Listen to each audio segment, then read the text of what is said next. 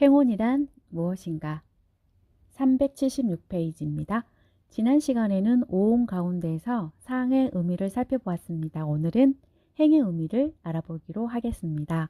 우리의 삶은 의지에서 비롯됩니다. 우리가 책을 보고 싶다, 국장에 가고 싶다, 부모님을 보고 싶다, 저 보석을 갖고 싶다는 등 무엇을 하고 싶다는 의도를 갖게 되는 것은 우리에게 의지가 있기 때문입니다. 그러니까 의지는 어떤 사물을 가지고 싶어 하거나 어떤 행동을 하고 싶어 하는 의욕을 의미하는 것입니다.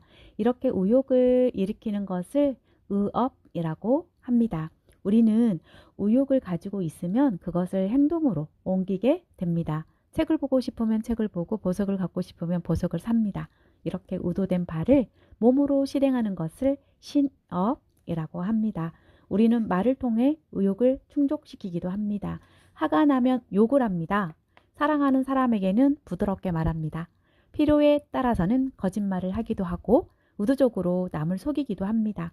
이렇게 자신의 의도를 입으로 실행하는 것을 구업이라고 합니다.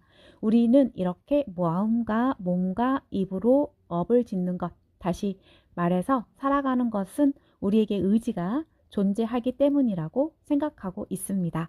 오온의 행운은 몸과 마음과 입을 통해 업을 짓는 우리의 의지를 의미합니다. 우리의 삶은 어쩌면 이 같은 의지의 욕구를 충족시키는 것인지도 모릅니다. 삶은 업을 통해서 이루어지는데 모든 업은 의지의 욕구를 충족시키기 위한 것이기 때문입니다. 살아간다는 것은 욕구를 충족시키기 위한 행위라고 할 수 있습니다. 우리는 이 같은 삶의 근원이 되는 의지, 즉 행위 우리의 내부에 존재한다고 믿고 있고 행의 대상은 외부에 존재하고 있다고 믿고 있습니다. 나는 무엇을 하고 싶다라는 말은 행을 나의 존재라고 생각하기 때문에 나온 말입니다.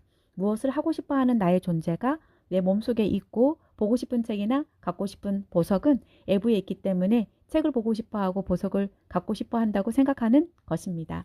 이 같은 생각을 가지고 있기 때문에 우리는 나의 욕구를 충족시켜야 행복을 느낍니다. 책을 보고 싶을 때는 책을 보아야 행복하고 보석을 갖고 싶을 때는 보석을 가져야 행복합니다. 만약 보고 싶은 책을 보지 못하거나 갖고 싶은 보석을 갖지 못하면 괴로움을 느낍니다. 그래서 우리는 어떻게든 의지의 욕구를 충족시키려고 합니다. 자신의 노력으로 욕구를 충족시키려고 하기도 하고 남의 물건을 훔치거나 빼앗기도 하고 다른 사람을 속이거나 때로는 죽이면서까지 자신의 욕구를 충족시키려고 합니다. 부처님은 이 같은 우리의 생각이 잘못되었다는 사실을 깨달았습니다. 그래서 우리의 잘못된 생각을 버리게 하시려고 자바함 61경에서 이렇게 말씀하십니다. 어떤 것을 행수음이라고 하는가? 육사신을 말한다. 어떤 것을 육사라고 하는가? 안쪽에서 생긴 사와 입이 설신의 촉에서 생긴 사를 말한다. 이것을 행수음이라고 부른다. 그런데 그 행은 무상하고 괴로움이며 변혁하는 법이다. 만약 저 행수음을 영원히 끊어서 남음이 없게 하고 마지막까지 버리고 떠나 멸진하며 그것에 대한 욕탐을 버려 마음을 고요히 하면 다른 행수음이 다시 상속하지 않고 생기지 않고 나타나지 않는다. 이것을 이름하여 미묘하다고 하고 고요해졌다고 하고 버리고 떠났다고 하고 일체의 남은 탐해가 다하여 욕탐이 없이 멸진한 열반이라고 부른다. 우리는 이 경에서 이야기하는 행운에 두 가지 의미가 있음을 알아야 합니다. 하나는 중생들이 생각하는 의미의 행운이고 다른 하나는 부처님이 깨달은 행운의 실상을 의미하는 행운입니다. 그러니까 우리의 마음속에 존재하고 생각하고 있는 의지는 중생들이 생각하고 있는 행운을 의미하고 부처님이 무상하고 변혁하는 법이라고 하는 행운은 행운의 실상을 의미하는 것입니다. 따라서 이 경을 좀 더 알기 쉽게 풀어본다면 다음과 같습니다.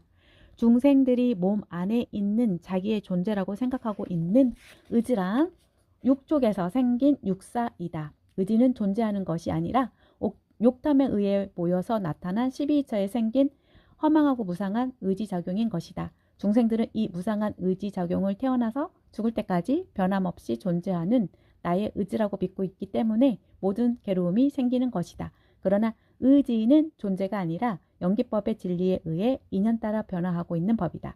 그러므로 의지를 나의 몸속에 있는 나의 존재라고 생각하고 있는 잘못된 생각을 없애고 그런 생각을 남김없이 끝까지 버려야 한다. 이런 잘못된 생각이 나타나는 것은 마음에 욕탐이 있기 때문이다. 마음에서 욕탐을 버려 마음을 고요하게 하면 그런 잘못된 생각이 다시는 나타나지 않을 것이다. 이것을 열반이라고 한다. 열반은 목석처럼 아무것도 의도하지 못하는 상태를 의미하는 것이 아니라 속에서 생긴 잘못된 의도가 사라져 다시는 나타나지 않고 참된 생각으로 의도하며 살아가는 진실된 삶임을 이야기하는 것입니다. 행운에 대해서 좀 더 자세하게 살펴봅시다. 부처님은 자아함 46경과 이에 상응하는 SAMYUTTA-NIKA-AYA A가 아니라 YA에서 의지, 즉 행위라는 것이 어떤 것인가를 다음과 같이 이야기하고 있습니다.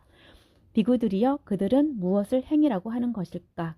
비구들이여 유의를 조작한다. 그러면 거기에서 행위라고 말이 사용이 되고 어떤 유의를 조작하는가? 물질적인 성질을 가지고 색이라고 하는 유의를 조작하고 느끼는 성질을 가지고 수라고 유의를 조작하고 사유하는 성질을 가지고 상이라는 유의를 조작하고 유의를 조작하는 성질을 가지고 행을 조작하고 분별하여 인식하는 성질을 가지고 식이라는 유의를 조작한다. 비구들이여 이와 같이 유의를 조작하면 거기에서 행이라는 말이 사용된다. 이 경에서는 행의 실상을 보다 분명하게 이야기하고 있습니다. 우리는 의지라는 존재가 우리의 내부에 존재하면서 의지 작용을 일으키는 것으로 생각합니다. 그러나 우리가 나의 존재라고 알고 있는 의지는 유의를 조작할 때 사용되는 언어에 지나지 않는다는 말입니다. 우리는 유의를 조작하는 삶을 살아가면서 유의를 조작하는 존재가 있다고 생각하여 그것을 행위라고 부르고 있다는 것입니다. 그렇다면 유의를 조작한다는 것은 구체적으로 무엇을 의미할까요? 전에 언급했듯이 유의란 범어 SAMSKRTA를 한역한 것인데 상스크리타는 조작된 것이라는 뜻입니다. 그리고 행은 범어 SAMSKARA를 한역한 것인데 상스카라는 무엇인가를 모아서 만든다는 의미입니다. 그러니까 유의, 즉 상스크리타는 행, 즉 상스카라에 의해 조작된 것을 의미하고 행은 유의를 조작하는 것을 의미합니다. 행과 유의는 이렇게 조작하는 것과 조작된 것에 관계에 있습니다. 그렇다면 우리의 의지작용을 의미하는 행위, 유의를 조작한다는 것은 어떤 의미일까요? 우리가 존재로 인식하는 모든 것은 이름과 형태를 가지고 있습니다. 책상은 책상이라는 이름과 책상의 모습을 가지고 있습니다. 이렇게 이름과 형태를 가진 책상을 명색이라고 하며 이것이 곧 유의입니다. 그러니까 행위, 유의를 조작한다는 것은 행위, 명색을 만들어낸다는 의미입니다. 전에 살펴본 4가지 자양분을 이야기하고 있는 경전의 내용을 다시 한번 상기해 봅시다. 우리가 중생의 상태를 벗어나지 못하고 살아가는 것은 단식, 촉식, 의사식, 식식이라는 4가지 자양분이 있기 때문이라고 합니다. 이 4가지 자양분을 탐내어 좋아하면 식이 사라지지 않고 머물면서 커가고 이렇게 식이 커갈 때 명색이 나타나며 명색이 나타날 때 행이 자라나고 행이 자라날 때 미래의 나의 존재가 자라나 이러한 미래의 나의 존재가 다시 태어나서 늙고 병들어 죽는 생사윤회의 괴로움이 계속된다는 것이 전에 살펴본 자함 374경의 내용입니다. 여기에서 식이 자라날 때 명색이 나타난다는 의미를 생각해 봅시다. 명색은 우리가 인식하는 사물의 이름과 형태입니다. 따라서 식이 머물면서 자라날 때 명색이 나타난다는 말은 식이 머물면서 자라나기 때문에 중생들이 이름과 형태로 된 허망한 존재의 세계를 인식하게 된다는 것을 의미한다고 할 수 있습니다. 그러니까 촉을 통해 있다고 느껴질 뿐 아직 구체적인 존재로 인식되고 있지 않은 육계와 수, 상, 사, 죽 4가지 자양분이 진로가 되어 이름과 형태를 지닌 유의법이 만들어진다면 식이 이 유의법의 이름을 붙여 이름과 형태를 지닌 존재, 즉 명색으로 인식하는 것입니다. 이때 행위란 인식하는 대상이 되는 유의를 만드는 정신 자격입니다. 그러니까 단식, 촉식, 의사식, 식식이라는 네 가지 자양분을 탐내고 좋아하는 것이 바로 행입니다. 행에 의해 네 가지 자양분이 유의로 조작되면 식이 이것을 이름과 형태를 지닌 존재로 인식함으로써 새로운 존재를 인식할 수 있게 되는 것입니다. 그래서 우리는 명세계의 세계, 즉 존재로 인식되는 세계에 빠져들게 되고 이 같은 유의의 세계에 살아가면서 끊임없이 새로운 욕구를 일으켜 행이 자라나면서 항상 미래의 새로운 나의 존재를 만들어가게 됩니다. 행은 이렇게 욕탐을 가지고 허구적으로 미래의 새로운 나의 존재를 만들어가는 삶을 의미합니다. 즉 행은 업을 의미합니다. 따라서 행이 자라면 미래의 나의 존재가 자라난다는 말은 존재의 실상을 모르는 무명의 상태에서 업을 통해 끊임없이 새로운 자기와 자기의 세계를 허구적으로 만들어 허망한 생사의 세계에서 윤회를 거듭한다는 의미라고 할 수 있습니다. 행은 이렇게 자기의 존재와 세계의 존재, 즉 의의를 만드는 마음의 작용을 의미합니다. 우리가 존재라고 알고 있는 모든 것은 행에 의해 조작된 유의입니다. 앞에서 살펴보았듯이 존재를 조작해내는 행은 우리의 마음속에 본래부터 있는 것은 아닙니다. 이것은 촉에서 생긴 것입니다. 그런데 중생들은 유의를 조작하는 삶을 살아가면서 유의를 조작하는 행이 존재한다고 믿고 있습니다. 이렇게 중생들에 의해 유의를 조작하는 존재로 인식된 것이 오온의 행입니다. 부처님은 중생들이 존재라는 망상을 조작하는 것을 행이라고 부르고 있습니다. 그러니까 연기법의 진리를 모르고 있을 때, 즉 무명의 상태에 있을 때는 우리의 마음에 끊임없이 욕탐이 생겨 허망한 생각을 모아서 유의를 만드는데 이것을 행이라고 하고 행에 의해 만들어진 것을 유의라고 하는 것입니다. 유의를 조작하는 것이 행이다 라는 말은 이것을 의미합니다.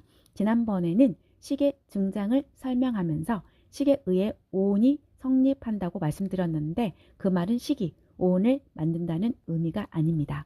행은 유의를 만들고 행이 만들어 놓은 유의의 식이 형태에 따라 이름을 붙여 오온으로 인식함으로써 오온이 성립하게 된다는 의미입니다. 따라서 행은 유의를 만들고 식은 이것에 이름을 붙여 이름과 형태를 지닌 존재, 즉 오온으로 인식한다고 하는 것이 정확한 표현입니다. 행은 매우 복잡해서 한마디로 이야기할 수 없습니다. 따라서 다음에 기회가 있을 때 다시 설명하기로 하고 오늘은 여기에서 마치겠습니다.